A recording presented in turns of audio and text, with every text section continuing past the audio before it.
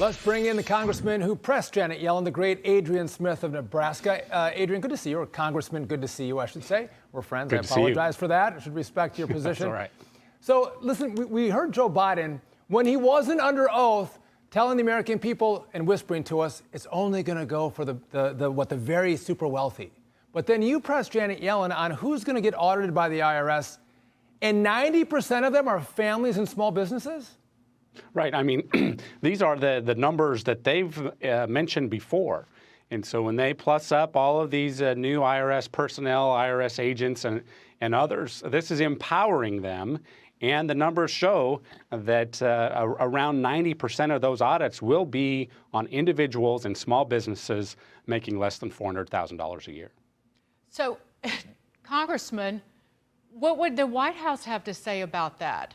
That his own Treasury Secretary is lying under oath?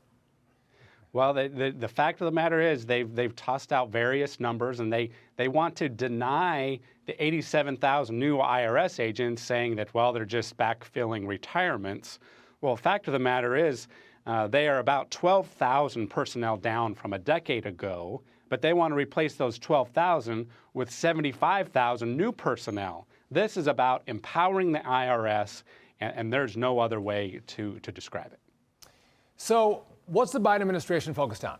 You don't have to go any further than the new budget. He mentions taxes over 200 times, climate issues nearly 150 times, equity 63 times. However, policing was only mentioned 4 times, gas prices he mentioned only 3 times, and apparently the fentanyl crisis was only mentioned once. And so, Congressman, Joe Biden always says that, show me your budget and I'll show you your values. So he doesn't value law enforcement, the border, fentanyl, but he does value climate and taxes. All right. I mean, that's using his own words, of course.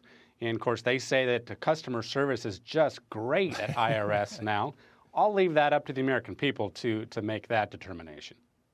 But, Congressman, how do you see this progressing?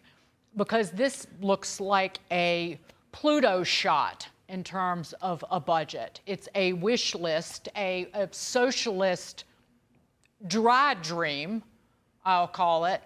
This won't go anywhere. No, I don't think it'll go anywhere, especially when you look at the fact they passed $80 billion to hire those 87,000 IRS agents. And in the budget, it's another $29 billion on top of the $80 billion for when they run out of the $80 billion. This is not realistic.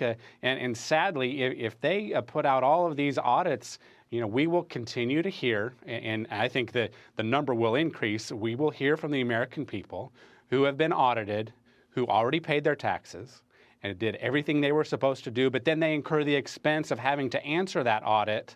All why? Because they wanted to empower, the Biden administration wanted to empower the IRS to supposedly go after billionaires. But on the numbers alone, that's not what the numbers say. I think the 2 dirty secrets here are, number one, the IRS is going to be used to target conservatives. This is a big government tool like the FBI and the DOJ. That's number one. And number two, you and I both know that if you want to raise revenue, you're not going to get it from the billionaires. There's not enough of them. The masses is where you get the money. Raising taxes on middle-income Americans, that's where you bring in real money, and that's what they're going for, right? Well, the numbers would certainly point to that, and with the audits, and of course the 1099K issue and the gig workers, that's going to lead to tax increases on the middle class. And now I think it can actually become self-defeating. But when you look at what we did with tax reform in 2017, with better policy, we were able to grow the economy, grow wages, and you know what? Grow revenues to the federal government so that we can focus on this debt. The left doesn't like to report that. Adrian Smith, Nope. Thanks for joining us. Thank you.